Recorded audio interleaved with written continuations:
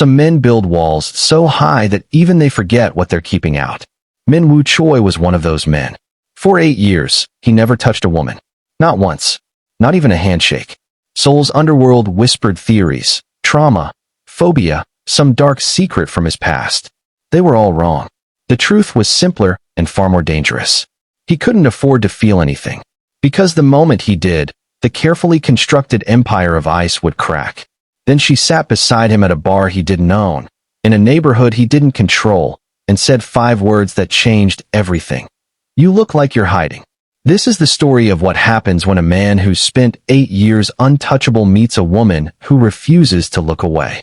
But before you understand why he let her stay, you need to know what made him build the walls in the first place. Min-woo Choi walks into Club Azure like he's measuring it for a coffin. 31 years old. Cheongdam operations. A man Seoul's criminal families call the untouchable, and they don't mean it as a compliment. He doesn't shake hands, doesn't embrace, doesn't let anyone close enough to feel his warmth. Because warmth is weakness. Contact is vulnerability. And Min-woo Choi learned 8 years ago that vulnerability gets people killed. Tonight he's here for business.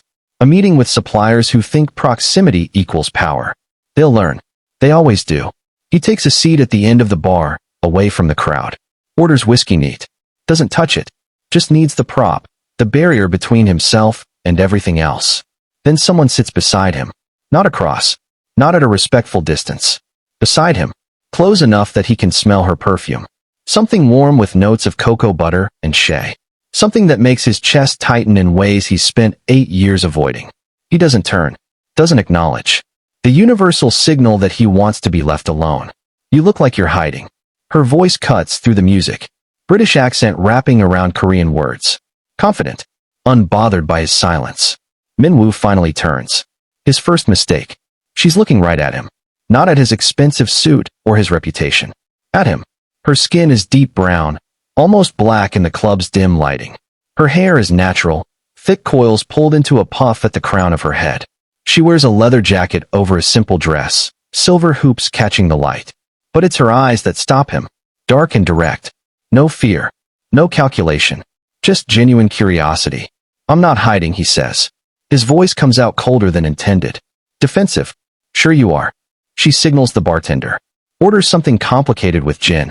You're sitting at the end of the bar, angled away from everyone, not drinking what you ordered. Classic hiding behavior. I should know. I do it too. Then you understand the need for privacy. I understand the need to look busy while actually being alone. There's a difference. She receives her drink, takes a sip, hums approval. I'm Naomi. Naomi Okoye. And you are. You should walk away. Should end this before it begins. Instead, he hears himself answer. Min-woo. Just Min-woo? How mysterious. She shifts on her stool. Not closer, but more settled. Like she's planning to stay. So what brings you to Itaewon, Min-woo? This doesn't seem like your usual scene. What makes you think you know my usual scene? Because you're sitting here like the furniture personally offended you. Nobody looks that uncomfortable unless they're somewhere they don't belong. She studies him openly. Let me guess. Gangnam type. Maybe finance. No, too controlled for finance. Something that requires absolute precision. Architecture, he lies. The first thing that comes to mind. Liar. She grins. But I'll let it slide. Everyone's allowed their secrets. Min-woo feels something unfamiliar stirring in his chest. Interest. Dangerous, unwanted interest. What about you? What brings you to Itaewon? I live here. Teach English at a hagwon during the day, work on my novel at night. Very cliché foreign artist in Seoul story. She takes another sip. Been here 3 years. Still can't get used to the humidity, but the food makes up for it. A novel. Don't sound so skeptical. Everyone in Seoul is either writing a novel or starting a business. I'm just honest about which camp I'm in. She turns to face him fully. What about you? What do you do when you're not pretending to drink whiskey and hoping people leave you alone? The question is too close. Too perceptive. Min-woo reaches for his glass, then stops. He hasn't touched a drink someone else ordered in 8 years. Control issue. Trust issue. Survival issue. Naomi notices. Of course she does. You really don't drink, do you? Not in public. Why not? Because 8 years ago, someone slipped something in his drink. Because he woke up in a warehouse with his hands zip-tied and his sister's screams echoing. Because by the time he got free, She was dead. Because he never touches anything he can't control anymore, especially not in public, especially not with strangers. Personal preference, he says. Fair enough. She doesn't push, just accepts it and moves on. So, Minwoo, who doesn't drink and definitely isn't an architect, why did you really come here tonight? Meeting someone. They stood you up? They're late. Or you're early. Which means you wanted buffer time. Which means you don't actually want to meet them. She's reading him like an open book. It's unsettling and thrilling in equal measure. You know what I think? I think you came here hoping the meeting would fall through. Hoping you'd have an excuse to leave. She's right. The suppliers are testing boundaries. Pushing for more access. Minwoo wanted public space, witnesses, plausible deniability if things went wrong. But he also hoped they'd cancel. You're very observant, he says carefully. Occupational hazard. Writers notice things. It's annoying, I know. My friends hate watching movies with me because I point out plot holes. She finishes her drink. Your people just walked in, by the way. 3 men in suits, scanning the room for you. You've got about 30 seconds before they spot you. Minwoo looks. She's right. His suppliers entering through the main door. Looking for him. Enjoy your meeting. Naomi stands, pulling cash from her jacket. And Minwoo? Next time you want to hide in public, pick a corner booth. Bar seats are too exposed. She walks away before he can respond. Disappears into the crowd. And Minwoo sits there, whiskey untouched, feeling something he hasn't felt in 8 years. Curious. The meeting goes poorly. The suppliers want more territory, more percentage, more access to his distribution networks. They think because Minwoo doesn't do violence himself, he's soft. They're about to learn the difference between soft and strategic. But through the entire conversation, Minwoo's mind keeps drifting back to the woman at the bar. The way she looked at him without flinching. The way she read him so easily. The way she didn't touch him even once, like she sensed his boundaries without being told. He ends the meeting with a polite rejection and a subtle threat. They leave angry. That's fine. Angry men make mistakes. Mistakes give Minwoo leverage. But instead of leaving, he finds himself scanning the club. Looking for her. Naomi. The writer who sees too much. She's gone. Minwoo pulls out his phone. Texts his second, Jae-sung. I need information. Woman, late 20s, British accent, Nigerian probably. Name Naomi Okoye. Works at a hagwon in Itaewon. Jae-sung responds immediately. Problem? No. Just curious. 3 dots appear. Disappear. Appear again. Boss, you never ask about people unless there's a problem. Consider this the exception. He leaves before Jae-sung can question further. Back at his penthouse in Cheongdam, Minwoo stands at the floor-to-ceiling windows overlooking Seoul. The city glows beneath him. Infinite lights. Infinite lives. And somewhere down there, a woman who looked at him like he was human instead of a threat. His phone buzzes. Jae-sung's report. Naomi Okoye. 28. British-Nigerian. Been in Seoul 3 years. Works at Wonderland Academy teaching English. Lives in a studio in Itaewon-dong. Clean record. No criminal connections. No red flags. The report includes a photo from her teaching profile. Professional headshot. She's smiling. The smile reaches her eyes. Minwoo stares at the photo longer than necessary. Then he closes it and tries to forget. He can't. For 3 days, she occupies his thoughts. Not constantly. Not obsessively. Just in quiet moments when his mind wanders. The way she saw through his lies. The way she accepted his boundaries without question. The way she walked away without wanting anything from him. On the 4th day, Jae-sung enters his office with concerning news. Boss, the suppliers you met with? They're making moves. Talking to other crews. Trying to form coalition against us. Minwoo leans back in his chair. Expected. How many crews? 3 so far. Small operations, but together they're concerning. They're saying you're weak. That your no-contact policy makes you vulnerable. Let them say it. Boss. Let them organize. Let them think they've found my weakness. Then we dismantle them systematically. Minwoo opens his laptop. Pulls up surveillance feeds. I want eyes on every meeting. Every phone call. Every bowel movement. When they move, I want to know before they do. Jae-sung nods. Then hesitates. The woman you asked about. Should we put protection on her? Why would we do that? Because you asked about her. Which means she's important. Which means someone might use her to get to you. Minwoo's jaw tightens. He hadn't considered that. Hadn't thought beyond his own curiosity. But Jae-sung's right. In their world, Showing interest in anyone makes them a target. Light surveillance. Make sure she's safe. But stay invisible. If she notices, pull back. Understood. Jae-sung leaves. Min-woo sits in silence, hating himself for putting her at risk, for being selfish enough to indulge his curiosity. He should forget her, should let her live her life without the shadow of his world touching her. Instead, he finds himself back at Club Azure exactly 1 week later. Same seat. Same untouched whiskey. Wondering if she'll return. She does. Walks in at 10:15, sees him, smiles like they're old friends. The architect returns. Did your meeting go better this time? Don't subscribe if you're here for easy love stories. This one costs something. Min-woo feels his carefully constructed walls crack. Just slightly. There is no meeting tonight. So you're here to hide again? Maybe I'm here hoping a writer will tell me I'm doing it wrong.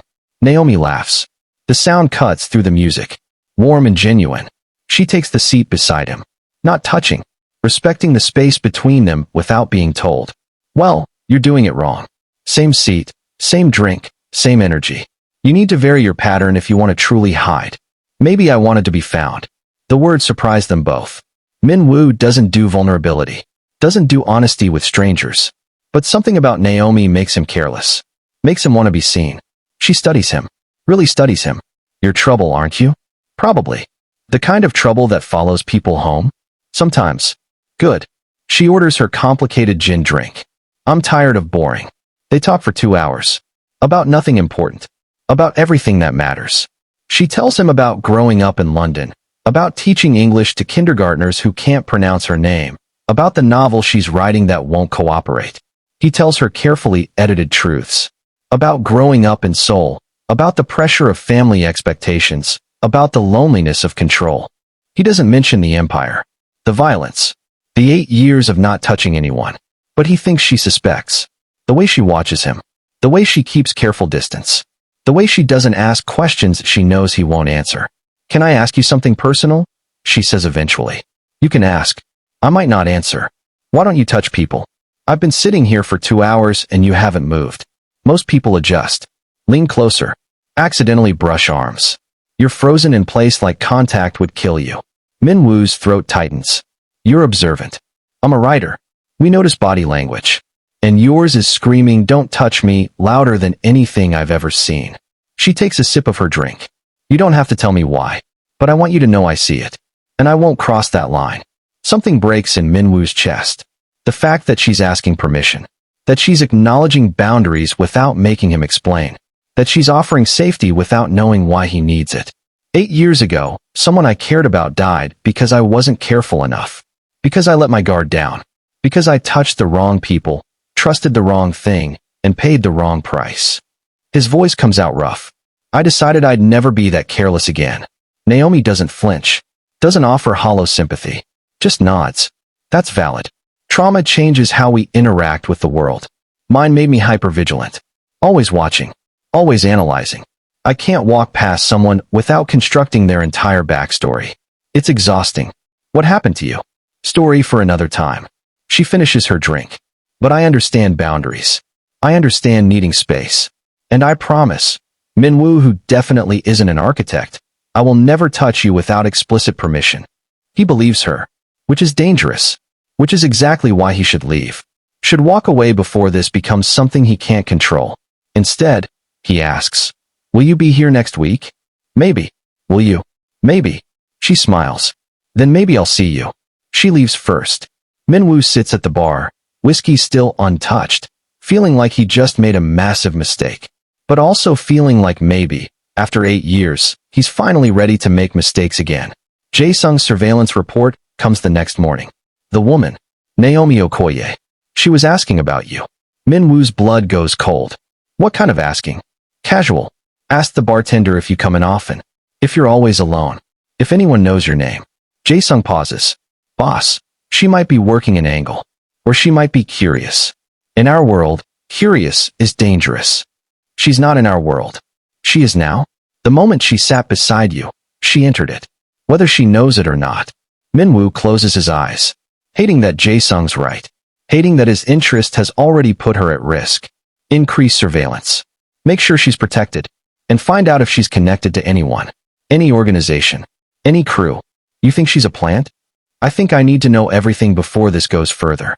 The report comes back within 48 hours. Naomi Okoye is exactly who she claims to be. English teacher. Aspiring novelist. No criminal connections. No hidden agendas. Just a woman living in Seoul, teaching kids, writing stories, and apparently curious about a man who doesn't touch people. The suppliers make their move 2 weeks later. Form their coalition. Hit one of Min Woo's smaller operations. Think they're sending a message. They are. Just not the one they intended. Min Woo doesn't respond with violence. He responds with economics. Cuts their supply lines. Turns their own distributors. Within 72 hours, their coalition is fracturing. Within a week, they're begging for mercy. He gives it. With conditions. With penalties. With a clear understanding that testing Min Woo Choi brings consequences that are cold, calculated, and completely devastating. But through all of it, his mind keeps returning to Club Azure. To the woman who sees too much and asks for nothing. To the way she made him feel human for 2 hours. He goes back the next week. Same seat. Same whiskey. Same hope. She's there. Waiting for him. You came. So did you. I'm predictable like that. She's wearing a yellow dress tonight. Bright against her dark skin. Did you have a good week? Productive. You. Exhausting. My kindergartners learned the word, why, and now they won't stop using it. She orders her drink. But I finished a chapter of my novel. First one in 3 months. So that's something. What's it about? The novel? It's about a woman who moves to a foreign country to escape her past, only to realize the past follows you everywhere. She takes a sip. Very autobiographical. Very pretentious. Very unpublishable. Why write it then? Because some stories need to be told even if no one reads them. Because putting words on paper makes the chaos in my head feel manageable. Because she trails off. Because I'm scared if I don't write it down, I'll forget who I was before everything changed. Min Woo understands that fear. The fear of losing yourself to survival. To control. To the person you had to become to keep living. I'd like to read it someday, he says. Means it. Maybe when it's finished. If it's ever finished. She looks at him. Really looks. Can I ask you something? You always do. Why do you keep coming back here? To this club. To this seat.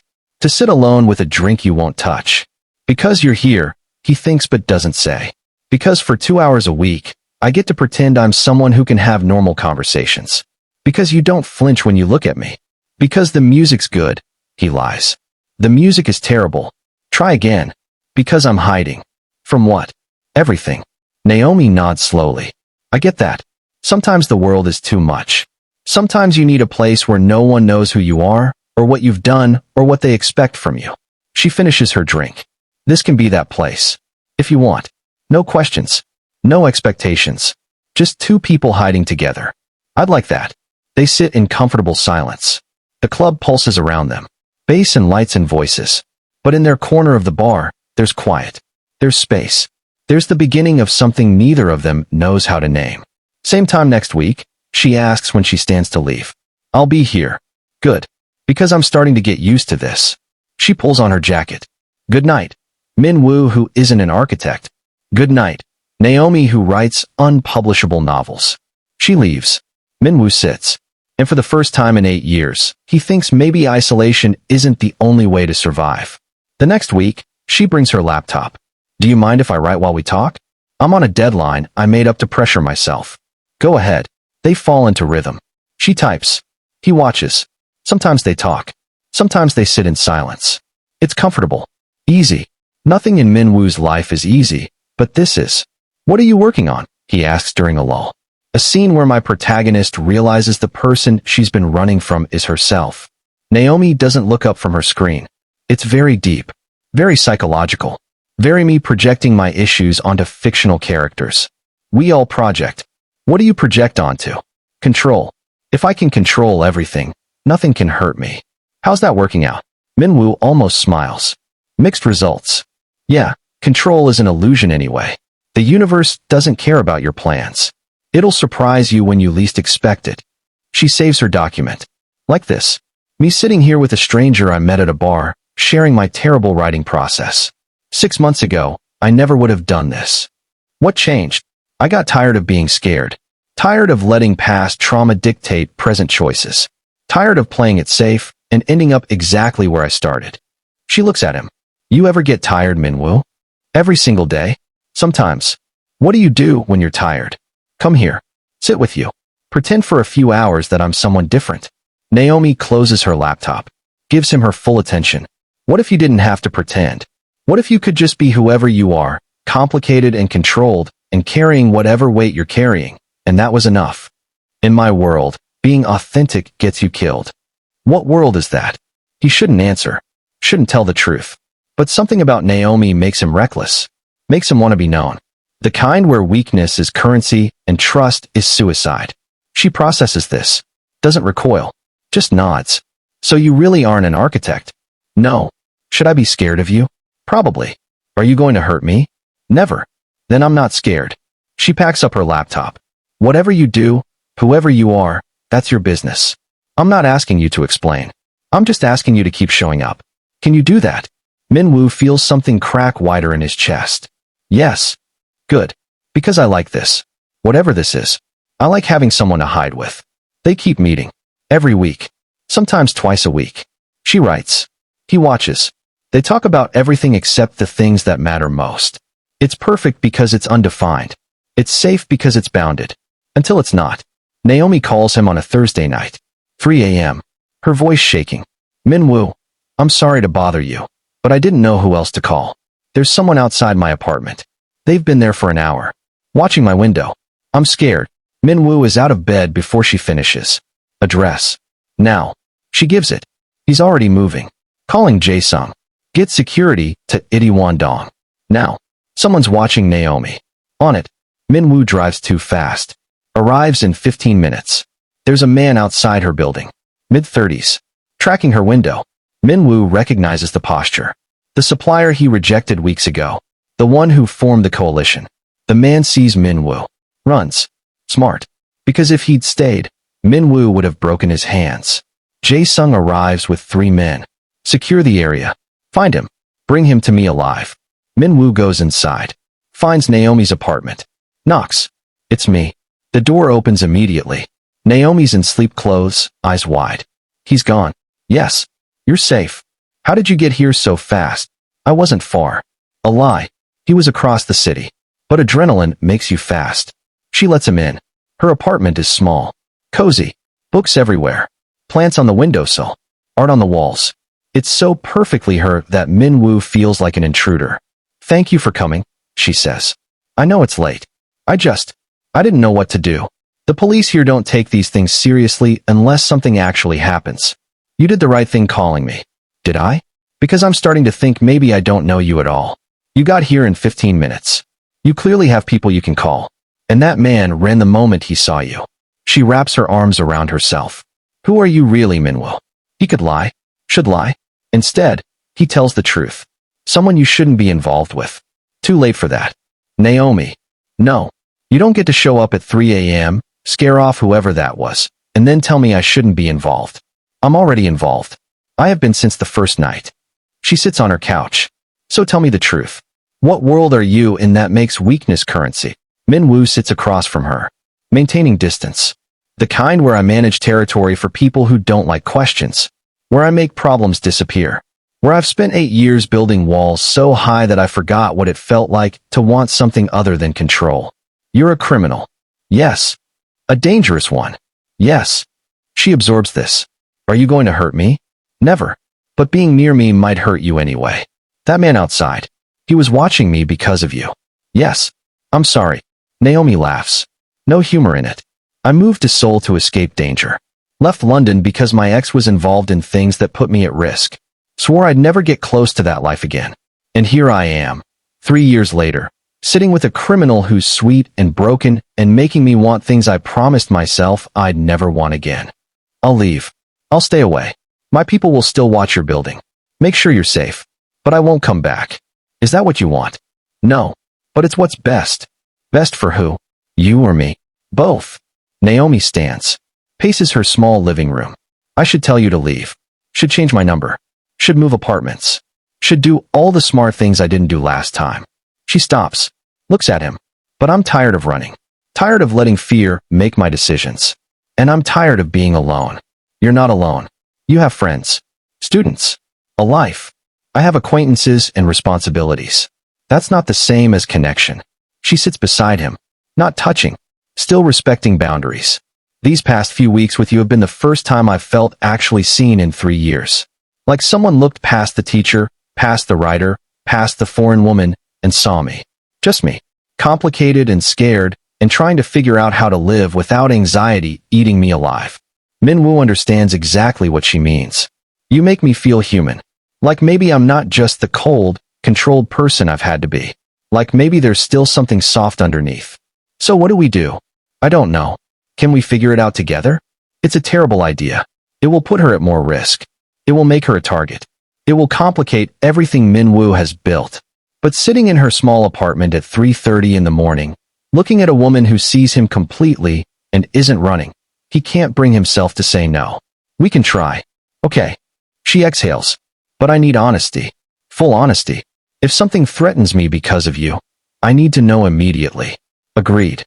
And I need you to let me make my own choices. Don't protect me by pushing me away. I'll try.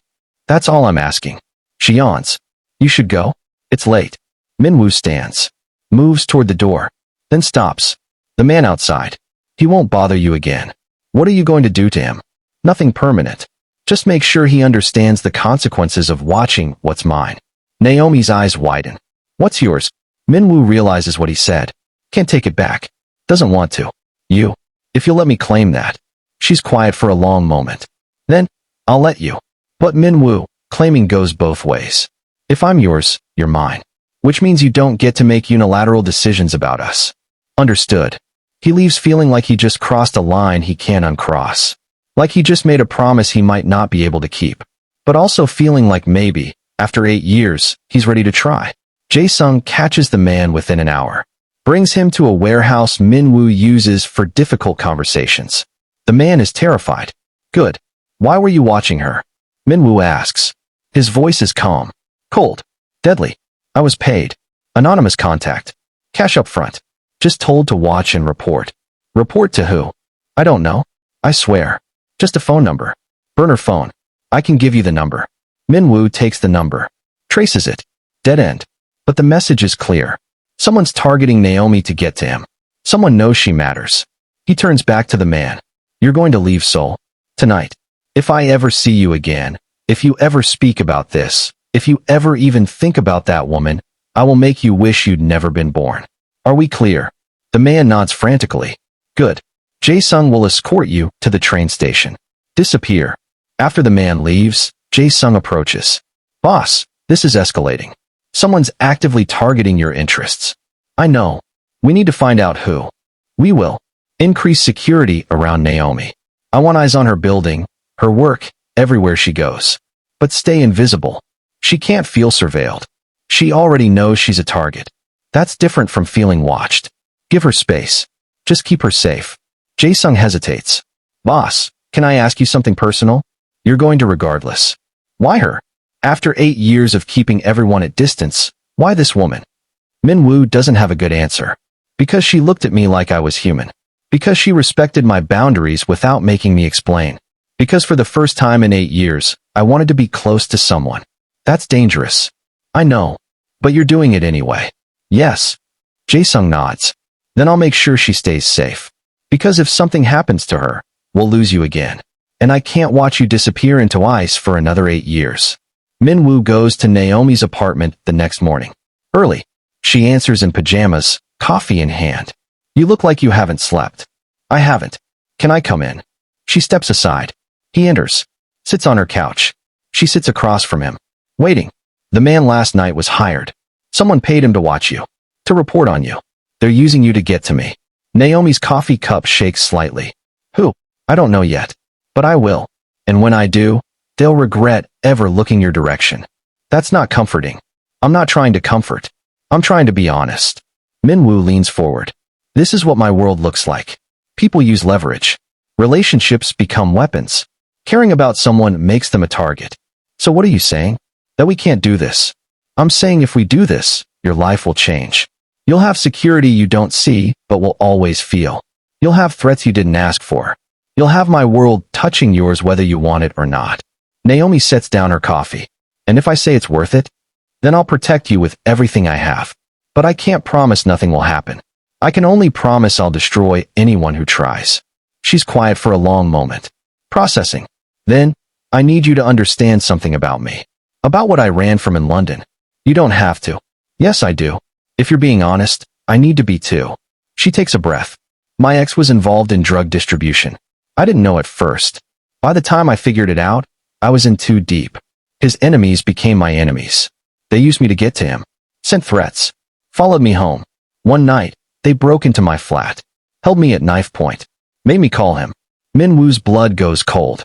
He didn't come, she continues. He chose his business over me. I managed to escape. Got to a police station. Testified against him. Entered protective services for 6 months. Then I left London. Came here. Started over. She looks at him. So when I say I know what your world looks like, I mean it. I've lived it. And it almost killed me. And you're still willing to try this? Knowing what it might cost. I'm willing because you're not him. Because you came at 3 a.m. when I called. Because you're asking instead of deciding. Because you're giving me choice. She moves to sit beside him. Still not touching.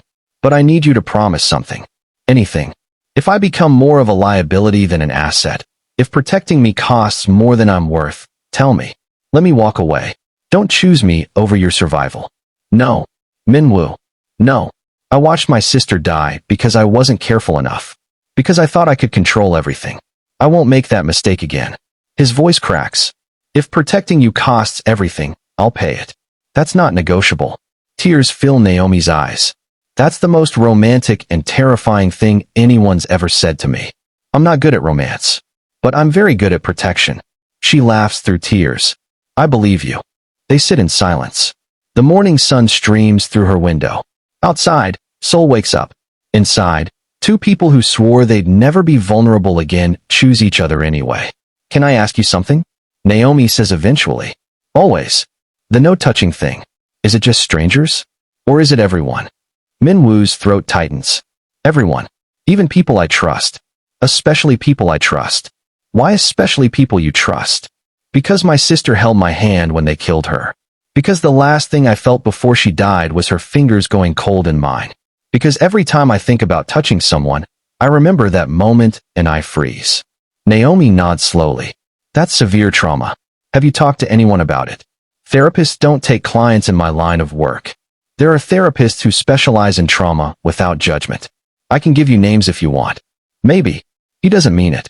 They both know it. What about touch you initiate? Is that different? I don't know.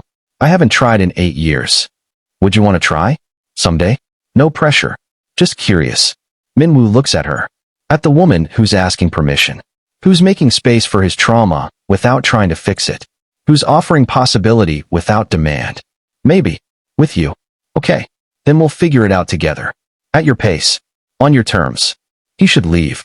Go handle business. Track down whoever hired the man outside her apartment. But he finds himself staying. Watching her make breakfast.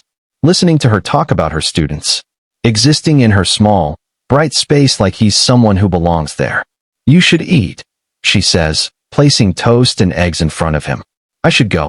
Eat first. Then go save the world, or destroy your enemies, or whatever it is you do. Min Woo almost smiles. Takes a bite. The food is simple but good. You're a good cook. I'm a mediocre cook who knows how to make 5 things well. This is one of them. She sits across from him with her own plate. What's your day look like? Meetings. Surveillance review. Tracking down whoever wants to use you as leverage. So a light day then. Relatively. They eat in comfortable silence. When Min Woo finishes, he stands. Thank you. For the food. For understanding. For not running when I told you the truth. Thank you for telling me the truth. For showing up. For letting me in. She walks him to the door. Will I see you this week? Tomorrow night. Club Azure. If you still want to. I want to. He leaves feeling lighter than he has in years. Also heavier. Because now there's someone to protect. Someone who matters. Someone who could be used against him. But also someone who makes him feel human. And after 8 years of ice, human feels like coming alive. Jae-sung has news when Min Woo arrives at his office. We trace the burner phone. It was purchased by a shell company linked to the Huang family. Min Woo's blood runs cold. The Huangs, one of Seoul's oldest crime families. Powerful, connected, dangerous. Why would they target Naomi? Because you rejected their partnership offer 6 months ago. Because you've been expanding into territory they consider theirs. Because they see you as a threat and they're looking for leverage. They won't find it. Boss, she's already leverage.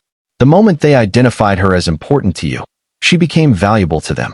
Then we make her too expensive to touch. Spread the word. Anyone who goes near Naomi Okoye answers to me personally. Make it clear that the cost of using her will be their entire operation. That's declaring war. No, that's declaring boundaries. War comes if they cross them. Jae-sung looks uncomfortable. Boss, can I be honest? When are you not? This woman. She's making you reckless. The old you would have cut contact the moment threats appeared. Protected her by disappearing. Now you're preparing to go to war with the Huang family over someone you've known for 2 months. The old me was barely alive. Just going through motions. Maybe reckless is better than dead inside. Or maybe reckless gets you actually dead. Minwoo stands. Walks to the window. 8 years ago, I became the untouchable because touch got my sister killed. I built walls so high that nothing could reach me. I was safe. I was controlled. I was completely alone. He turns. Naomi makes me feel like maybe I don't have to be alone anymore. Like maybe I can be careful and connected. Like maybe isolation isn't the only way to survive. And if you're wrong, if caring about her gets her killed, then I'll burn Seoul to the ground and join her. Jae-sung is quiet for a long moment. Then he nods. Understood. I'll spread the word about Naomi. And boss, for what it's worth, I hope you're right. I hope she's worth the risk. She is. That night, Minwoo goes to Club Azure early. Takes his usual seat. Orders his usual whiskey. Doesn't touch it. Waits. Naomi arrives at 10:30. She's wearing jeans and a leather jacket. Casual. But her eyes are tired. She sits beside him without greeting. Orders her drink. Takes a long sip. Rough day. Minwoo asks. One of my students asked why my skin is brown. Explained melanin. She asked if I was made of chocolate. Spent 20 minutes explaining human biology to 6-year-olds. She laughs without humor. Also, I've been looking over my shoulder all day. Seeing threats that probably aren't there. So yeah, rough day. I'm sorry. Not your fault. Or maybe it is. I don't know anymore.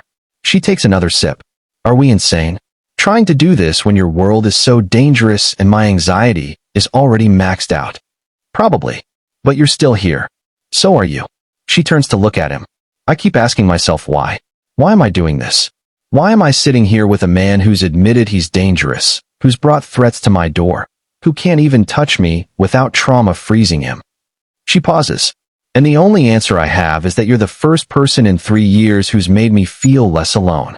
If you think this ends in easy happiness, you're not ready for what's coming. Minwoo feels something crack wider. You're the first person in 8 years who's made me want to try. Try what? Everything. Connection. Vulnerability. Touch. Trust. All the things I swore I'd never do again. That's terrifying. Absolutely. But we're doing it anyway. Yes. Naomi finishes her drink. Okay. Then let's do it right. Let's set boundaries. Rules.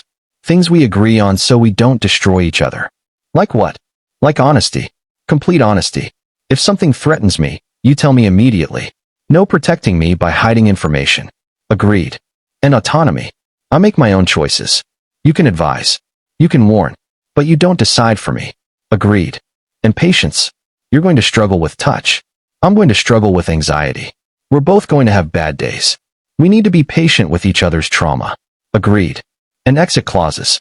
If this becomes too dangerous, if one of us isn't okay, we can walk away. No blame. No guilt. Minwoo hesitates. I can't agree to that. Why not? Because I know myself. If you're in danger because of me, I won't walk away. I'll eliminate the danger. That's not negotiable. That's what I'm afraid of. You burning your whole world down for me. Then don't get in danger. I'm already in danger. The Huangs are watching me because of you. Minwoo freezes. How do you know about the Huangs? Because I did research. Because I'm not stupid. Because once I knew what world you're in, I looked up who the major players are. And the Huangs are top 3 in Seoul. Her voice shakes. Are they the ones who hired that man? He can't lie. Promised honesty. Yes. What do they want? Leverage against me. Will they hurt me? Not if I have anything to say about it. That's not the same as no. No, it's not. Because in my world, nothing is certain. I can protect you. I can make you too expensive to touch. But I can't guarantee nothing will ever happen. Naomi stands abruptly. I need air. She walks out. Minwoo follows. Finds her on the street outside the club. She's breathing hard. Panic attack forming. Naomi. Don't. Just give me a minute. She paces. I told myself I could handle this. That I'd survived worse. That I was strong enough. But I'm not. I'm terrified. I'm so scared that I can barely breathe. Minwoo wants to reach for her. Wants to pull her close. Can't. Tell me what you need. I need you to tell me the truth. The real truth. What are the odds someone actually hurts me? He could sugarcoat it. Should probably sugarcoat it. But she asked for honesty. 10%. Maybe 15. The Huangs are strategic. They prefer economic warfare. But if they think hurting you will break me, they might try. And if they try, I'll kill everyone involved. That's not comforting. It's not meant to be. It's meant to be honest. Naomi stops pacing. Looks at him. Why are you doing this? Why are you risking war with a powerful family over a woman you've known for 2 months? Because 8 years ago, I failed to protect my sister. Because I've spent every day since then building walls to make sure I never care about anyone enough to fail again. Because you walked into my life and demolished those walls without even trying. Because I'm tired of being untouchable and you make me want to be human again. That's a lot of pressure to put on one person. I know. I'm sorry. Don't be sorry. Just be honest. Can you actually keep me safe? Yes. How sure are you? 90%. And the other 10%? I accept that risk. Because the alternative is pushing you away. And I'm not ready to do that. Naomi wraps her arms around herself. I need you to understand something. If I do this, if I stay, I'm all in. I'm not going to half commit. I'm not going to keep one foot out the door. So if there's any chance you're going to change your mind, tell me now. I'm not changing my mind. Even when it gets hard. Even when protecting me costs you. Especially then. She searches his face. Looking for lies. Finding only desperate truth. Okay, then I'm staying. But Minwoo, if something happens to me, you don't get to destroy yourself. You don't get to burn the world. You promise me you'll survive. I can't promise that. Then I'm not staying. Naomi. No. I won't be the reason you self-destruct. I've already been used as a weapon once. I won't let it happen again. So promise me. If the worst happens, you survive. You keep going. You don't let my death define you. Minwoo wants to refuse. Wants to tell her he can't make that promise. But she's right. She deserves better than being his excuse for self-destruction. I promise. If something happens to you, I'll survive. She exhales. Okay. Then we're doing this. We're doing this. God, we're idiots. Complete idiots. She laughs. The sound is shaky but real. Take me home. I'll have my driver take you. I meant your home. I want to see where you live. Want to understand your world better. It's a terrible idea. His penthouse is filled with evidence of his work. Security systems. Encrypted computers. Files that should never be seen. But he finds himself nodding. Okay. They take his car. Silent drive through Seoul. Naomi watches the city pass. Minwoo watches her. Wondering if this is the last time she'll look at him without fear. His penthouse is in Cheongdam. Top floor. Floor-to-ceiling windows overlooking the city. Minimalist design. Everything controlled. Everything in its place. Naomi walks through slowly. Taking it in. This is very you. Is that good or bad? Neither. Just accurate.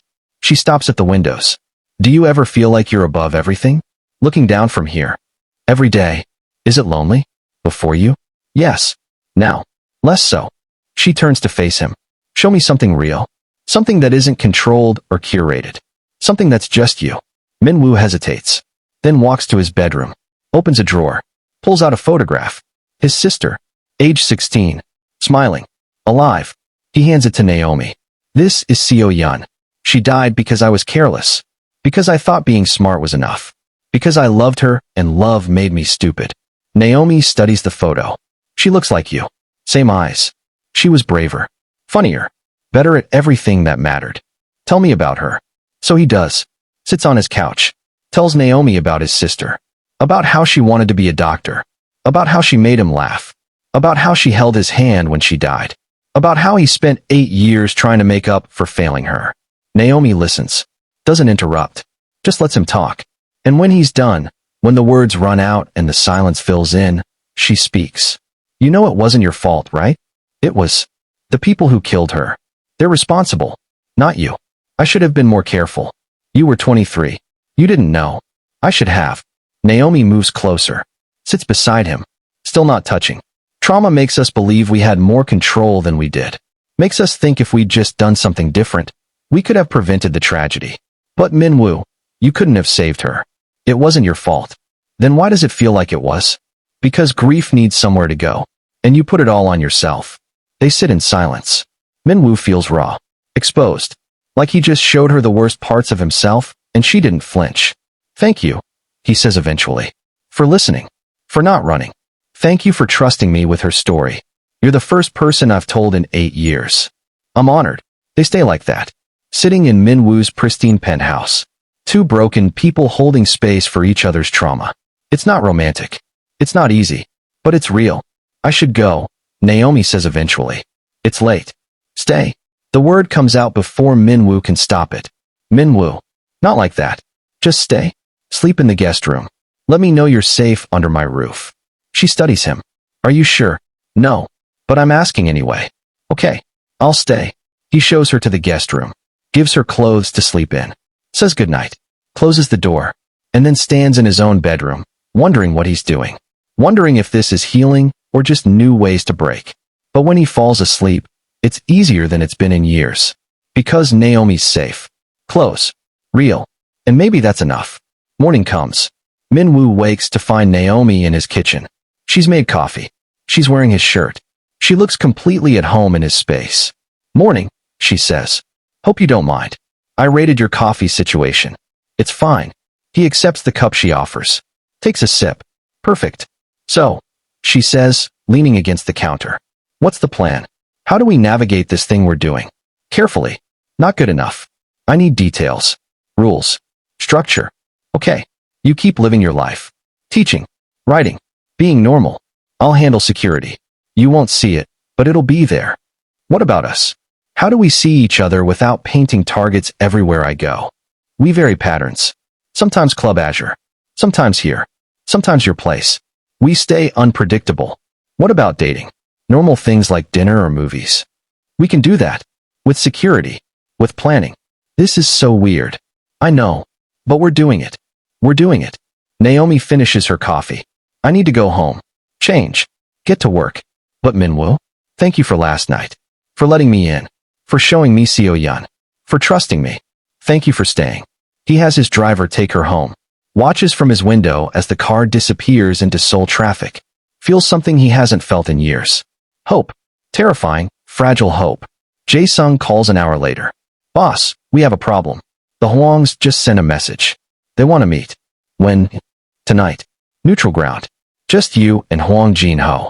Do we know what they want? Probably to negotiate. Or threaten. Hard to tell with them. Set it up. But I want security nearby. If this goes wrong, I want options. Understood. The meeting happens in a private room at a traditional restaurant in Yeonggu. Hwang Jin-ho is 60. Silver hair. Expensive suit. The kind of man who built an empire before Seoul had rules. He's sitting when Minwoo arrives. Tea already poured. Mr. Choi. Thank you for coming. Mr. Hwang. Minwoo sits. Doesn't touch the tea. You don't trust my tea. Smart. That's why you've survived this long.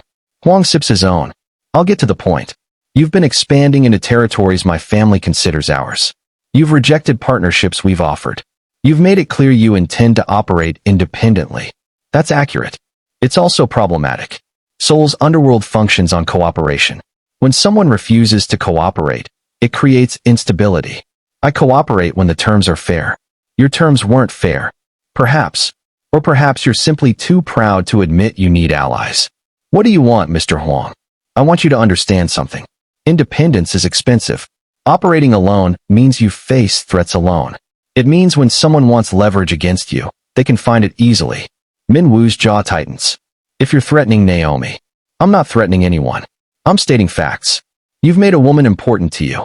That makes her valuable to your enemies, of which you have many. She's off limits. To me? Yes. I have no interest in harming civilians. But others? Others might see her as easy leverage. Others might not share my restraint. Then I'll deal with others. Huang sets down his tea. Mr. Choi, I'm not your enemy. I'm trying to help you understand the position you've put yourself in. By refusing alliances, by operating independently, you've made yourself vulnerable. And now you've given your enemies a clear target. What are you suggesting? Partnership. Real partnership. You join the family coalition.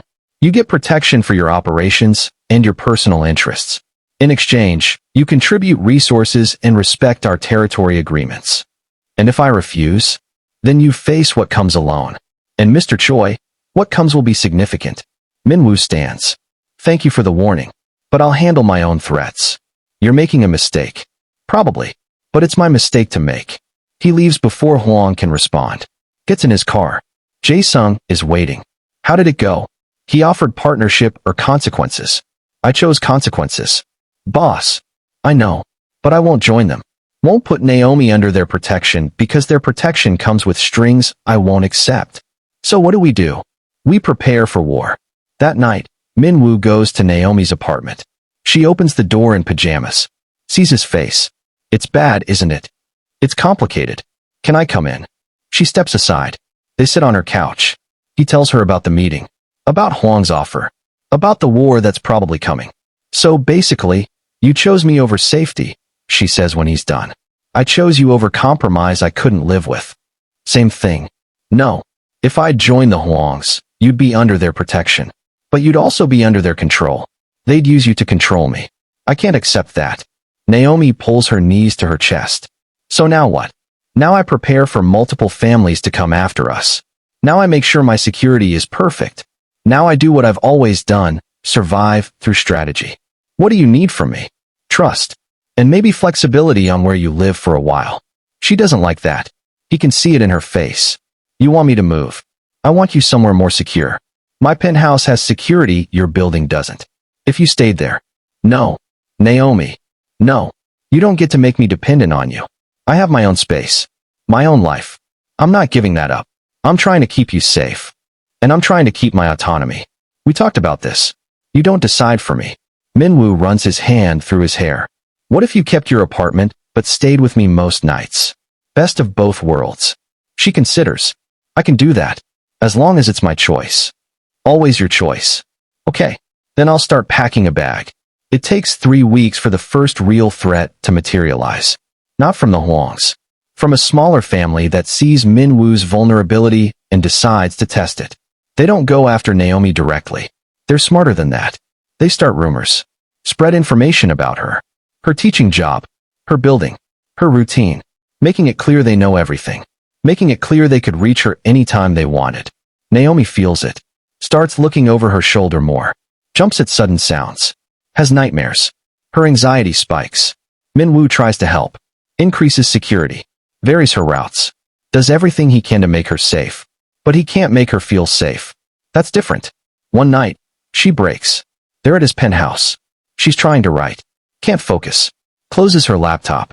Starts crying. I can't do this, she says. I thought I could. But I can't. Minwoo moves beside her. Wants to touch her. Still can't. Tell me what you need. I need to not feel like prey. I need to walk down the street without wondering if someone's following me. I need my brain to shut up for 5 fucking minutes. She's shaking. I left London because of this. Because I couldn't live in constant fear. And here I am again. I'm sorry. I'm so sorry. It's not your fault. Or maybe it is. I don't know. I just know I'm tired. I'm so tired of being scared. Do you want to leave? Go back to London? Somewhere they can't find you. That's not the point. Running doesn't fix trauma. It just changes the location. Then what do you want? I want you to teach me. Teach me how you survive in this world. Teach me how to turn fear into something useful. Minwoo is quiet for a moment. That's a dangerous ask. Everything about us is dangerous. He thinks about it. About what he's learned in 16 years of survival. About how he turned grief into control. Fear into strategy. Vulnerability into walls. Okay, I'll teach you. But you need to understand, what I'll teach you won't make you less afraid. It'll just make you functional despite the fear. That's enough. I just need to function. So he teaches her. Over the next month, Minwoo shows Naomi his world from the inside. Shows her how to read threats. How to vary routines. How to stay aware without becoming paranoid. How to compartmentalize fear so it doesn't consume everything. She's a quick study. Picks up patterns. Starts noticing things. Becomes more situationally aware without losing herself. But more importantly, they grow closer. The lessons become conversations. Conversations become confessions. Confessions become intimacy of a kind neither of them expected. Can I try something? Naomi asks one night. They're on his couch. Close but not touching. What? Touching you. Just hand to hand. Nothing more. Min-woo's entire body tenses. Naomi. I know it's scary. But we've been doing this for 3 months. I want to try? If you're willing. He should say no. Should maintain the boundary that's kept him safe. But he finds himself nodding. Okay. But slow. Slow, she agrees. She extends her hand. Palm up. Offering. Waiting for him to decide. Min-woo stares at her hand. At the invitation. At the vulnerability of the gesture. He tries to move his hand. Can't. His body won't cooperate. 8 years of conditioning screaming at him to stop. It's okay, Naomi says softly. We don't have to. No. I want to. I just. He closes his eyes. Breathes. Remembers why he's doing this. Because Naomi makes him want to try. Because isolation isn't living. Because maybe it's time. He reaches out slowly. His hand shaking. Touches her palm with his fingertips. The contact is electric. Overwhelming. His entire nervous system lights up. For a moment, he can't breathe. Then Naomi's fingers close gently around his. Not trapping. Just holding. And something in Min-woo breaks. He gasps. Pulls back. His heart hammering. I'm sorry, she says immediately. Too much. I'm sorry. No. It was, he can't find words. It was good. Intense. But good. Do you want to try again? He should say no. Should process what just happened. Instead, he nods. Yes. They try again. Hand to hand. Her skin warm against his. The contact less overwhelming this time. Still intense. But manageable. They sit like that for 10 minutes. Just holding hands. Not talking. Just being. When they finally pull apart, Min-woo feels like he just ran a marathon. Exhausted. Exhilarated. Raw. Thank you, he whispers. For being patient. For trying. Thank you for letting me in. For trusting me. That night, Min-woo sleeps better than he has in 8 years. Because he touched someone and didn't break.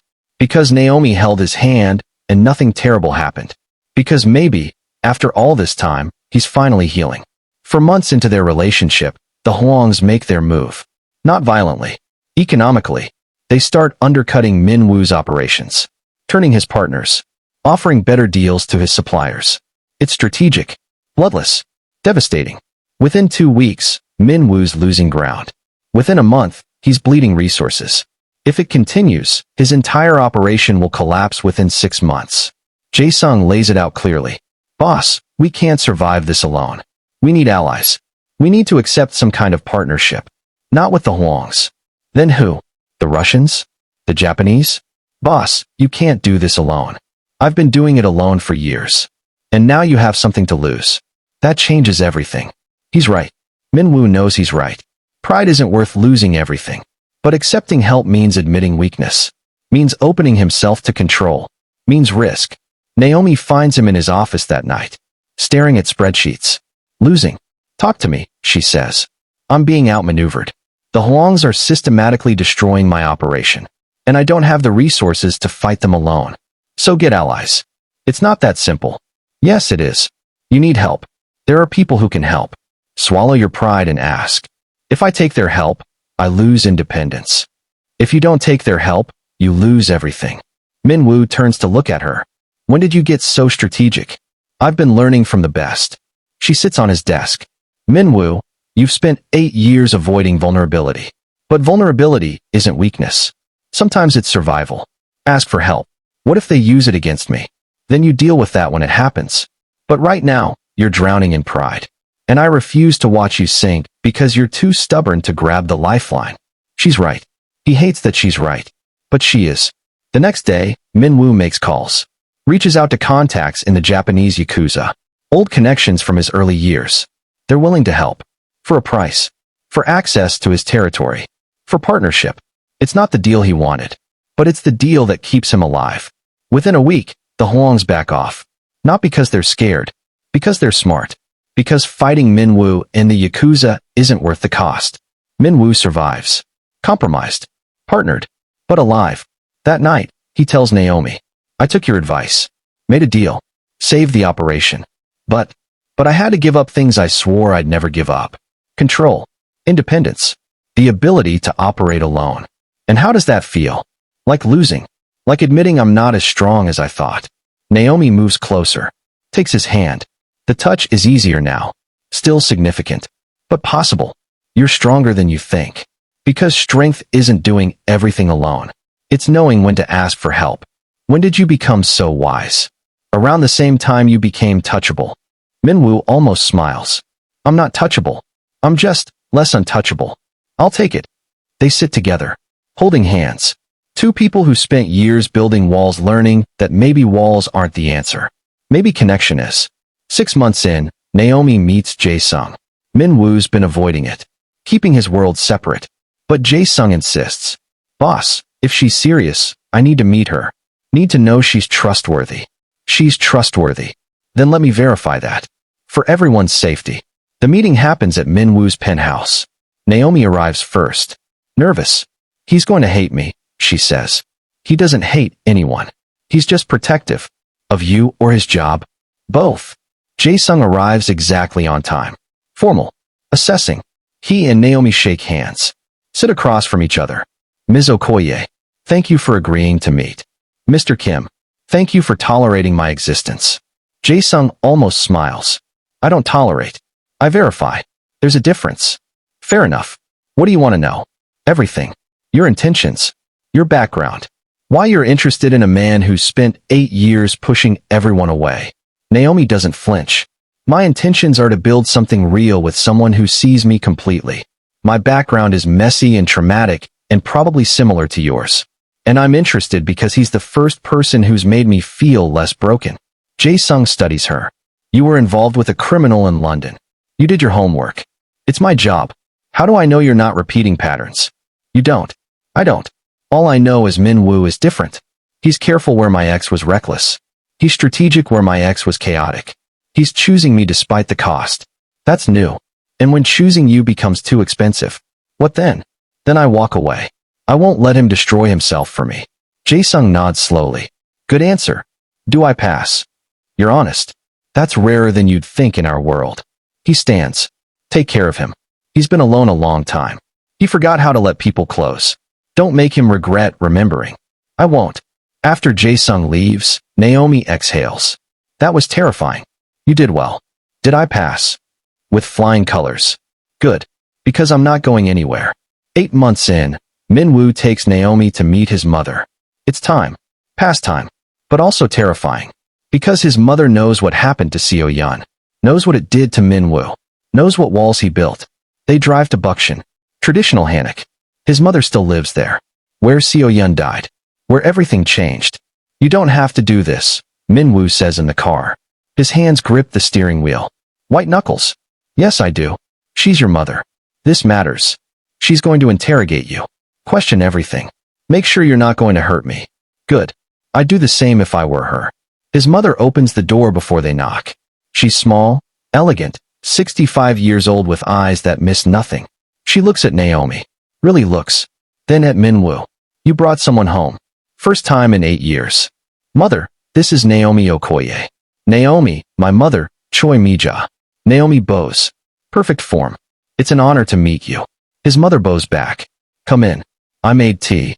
They sit in the traditional room. Low table. Cushions. Everything arranged with precision. His mother pours tea with practiced grace. So, she says, not looking up. You're the woman who made my son touchable. Naomi's eyes widen slightly. He told you. He didn't have to. I saw him arrive. He opened your car door. Offered his hand to help you out. Small gesture. But for Min-woo, revolutionary. I didn't make him anything. He's choosing to heal. His mother sets down the teapot. Looks at Naomi directly. My daughter died in this house. Did he tell you that? Yes. Did he tell you he blamed himself? Spent 8 years punishing himself. Built walls so high that even I couldn't reach him. Yes. And you think you can fix him? No. I think we can heal together. His mother is quiet. Processing. Then, good answer. Because my son doesn't need fixing. He needs permission to be human again. Permission to fail. Permission to need someone.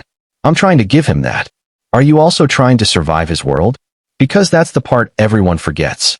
Loving someone in this life means accepting danger, means living with fear. Can you do that? I'm learning. It's not easy, but he's worth the learning curve. His mother looks at Min-woo. You picked well. I know. Don't hurt her. Don't let your world destroy her. Don't make her another casualty. I'm trying not to. Trying isn't enough. Promise me. I promise. His mother pours tea, changes the subject, asks Naomi about teaching, about writing, about her family. Normal conversation. But Min-woo can tell she's still assessing, still measuring, still deciding if Naomi is strong enough for this life. When they leave, his mother pulls him aside. She's brave. Maybe brave enough. But Min-woo, listen to me. Your father's world killed him slowly. Stress, fear, constant vigilance. He died at 52. I don't want that for you. I don't want that for her. I'm being careful. Careful isn't enough in this world. You need to be ruthless. About protection. About boundaries. About keeping her separate from the worst parts. I'm trying. Then try harder. Because she loves you. I can see it. And love in this world is the most dangerous thing. Min-woo knows she's right. Has known from the beginning. But hearing his mother say it makes it real. Makes the stakes clear. That night, he tells Naomi what his mother said. They're in bed. Not touching intimately. Just lying close. Talking in darkness. She's right, Naomi says. Love is dangerous here. But love is dangerous everywhere. At least here, we're honest about it. Does it scare you? Knowing what this could cost. Every day? But you know what scares me more? Living safe and alone. I did that for 3 years. It was killing me differently. Slower. Quieter. But just as deadly. So we're choosing dangerous together. We're choosing alive together. There's a difference. Min-woo reaches for her hand. The gesture is easier now. Still significant. But natural. I love you. The words surprised them both. He's never said them. Wasn't sure he could. Naomi turns to face him. You love me. Yes. I didn't plan to. Didn't want to. But I do. How long? Probably since that first night. When you looked at me like I was hiding and called me out. I knew then I was in trouble. Good trouble or bad trouble? Both. Always both with you. She kisses him. Soft and careful. They've kissed before. But this is different. This is after saying the words. After making it real. I love you too, she whispers. Even though you're complicated and dangerous and emotionally unavailable in 18 different ways. Only 18. I'm being generous. They fall asleep tangled together. More contact than they've ever had. Min-woo's arm around her. Her head on his chest. Learning that maybe touch isn't so terrifying after all. 10 months in, the real threat arrives. Not from the Huangs. Not from small families testing boundaries. From someone Min-woo never expected. His old partner. The one he cut ties with 8 years ago. The one who knows all his secrets. Park Dong-joon, older. Connected. Ruthless. He reaches out through intermediaries. Wants a meeting. Wants to discuss old business. Jae-sung is immediately suspicious. Boss, Park disappeared 8 years ago. Why surface now? Because he sees opportunity. Sees I have something to lose. How does he know about Naomi? Park knows everything. That's why I cut ties. Should we refuse the meeting? No. Better to face him. Learn what he wants. The meeting happens in neutral territory. Private room in Gangnam. Park is waiting when Min-woo arrives. He's aged well. Silver hair. Expensive suit. Cold eyes. Min-woo. It's been too long. Not long enough. Park laughs. Still angry about the split? That was business. Nothing personal. You used my sister's death to take control. You tried to push me out when I was grieving. That felt personal. Ancient history. I'm here to talk about the future. Your future specifically. What do you want? I want back in. I've watched you rebuild. Watched you survive. Watched you make alliances I couldn't. I want partnership. No. Don't refuse too quickly. I have resources you need. Connections you don't have. And leverage you can't ignore. Min-woo's blood goes cold. What leverage? The English teacher. Naomi Okoye. I know where she lives. Where she works. Where she drinks her morning coffee. I know everything. If you touch her, I'm not going to touch her. But others might. Others who see her as easy leverage against you. Unless, of course, you have powerful allies. Allies like me. It's blackmail. Sophisticated. But blackmail nonetheless. Min-woo stands. I'll never partner with you. Touch Naomi and I'll destroy everything you've built. Bold words. But can you back them up? You're stretched thin, fighting on multiple fronts. How long before something breaks? Longer than you'll survive if you make this threat real. Minwoo leaves, shaking with rage. Calls Jae-sung immediately. Park made a move on Naomi. Increase security. I want eyes everywhere. If he makes another move, I want to know before he breathes. Understood. Boss, this is escalating fast. I know. That's why we end it now. But ending Park isn't simple. He's protected, connected. Touching him means war with multiple families.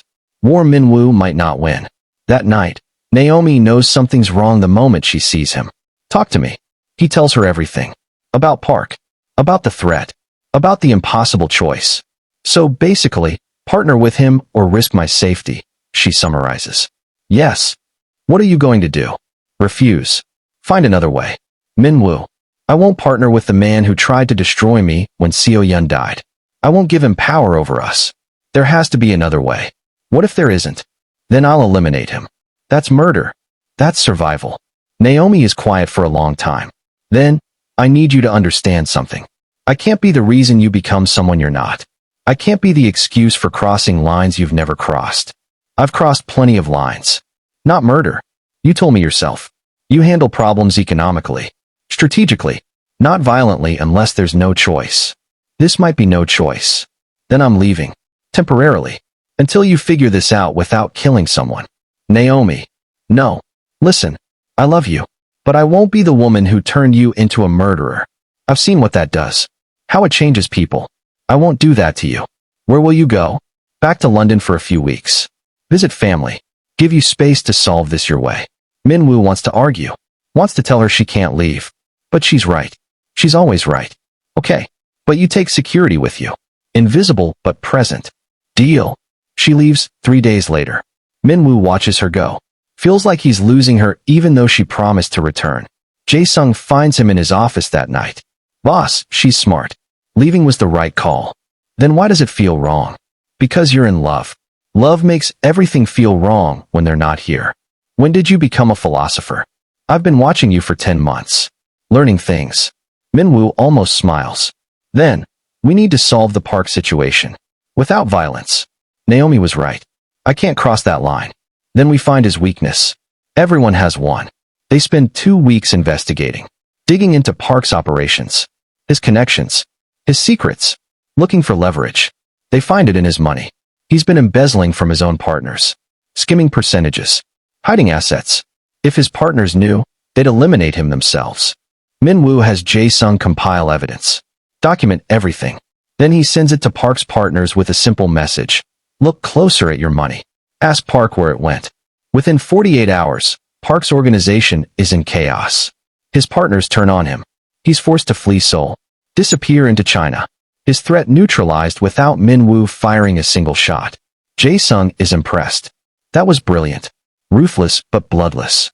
Naomi would approve. Call her. Tell her to come home. Minwoo does. Naomi answers on the first ring. Did you kill him? No. I destroyed his credibility and his partnerships. He's gone. No blood. She exhales. Relief clear in her voice. I'm proud of you. Come home. I'm already packing. She returns 2 days later. Minwoo picks her up from the airport. Sees her walking through arrivals. Realizes how much he missed her. When she reaches him, he does something he's never done in public. He pulls her close. Hugs her. Holds her like she's the only real thing in the world. You're touching me, she says into his shoulder. In public. I know. Is that okay? More than okay. It's perfect. They go home. To his penthouse. Their space now. She's left enough things there that it feels like hers too. I was thinking, she says later that night. Maybe I should just move in. Officially. If that's something you want. You'd give up your apartment? I'd keep it. But live here mostly. With you. If you'll have me. Yes. Absolutely yes. So she moves in. Slowly at first. Then completely. Her books fill his shelves. Her art covers his walls. Her presence makes his sterile penthouse feel like home. 1 year in, Minwoo takes her back to Club Azure. Their place. Where it started. Same seats. Same drinks. Same intimacy. This time last year, I sat here hiding from my life, he says. This time last year, I sat here looking for distraction. And now, Now we're here because we choose to be. Not because we're hiding. Because we're building something. Min-woo reaches into his jacket, pulls out a small box, sets it on the bar between them. Naomi stares at it. Min-woo, open it. She does. Inside is a ring. Simple. Elegant. A black diamond surrounded by smaller white ones. I'm not asking you to marry me, he says quickly. Not yet. I know that's complicated. With my world. With everything. But I'm asking you to choose this. Choose us. Permanently. Choose danger and safety and everything in between. Naomi's eyes fill with tears. You're asking me to commit. Officially. Yes. Not legally. Not yet. But emotionally. Completely. Will you? She looks at the ring. At him. At the life they've built over 12 months. Dangerous. Complicated.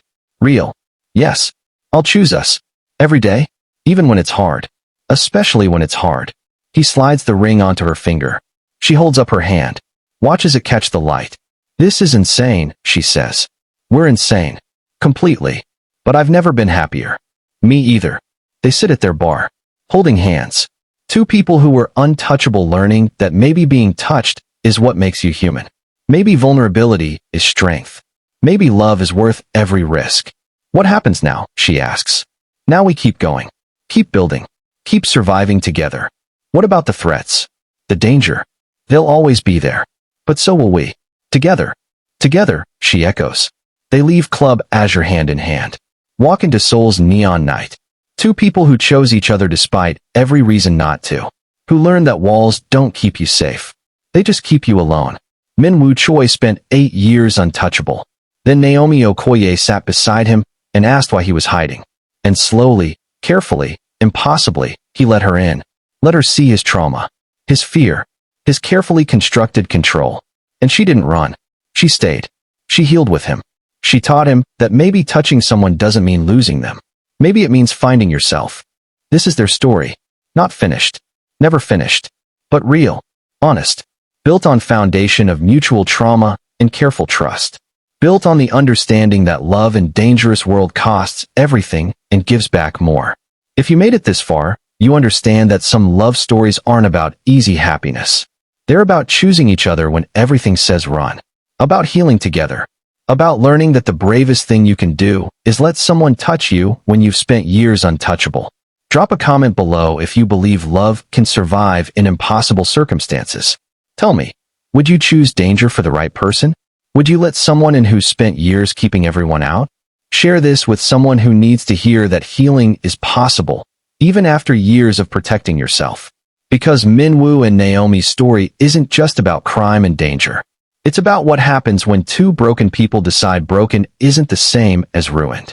When they choose to build something beautiful from their scars.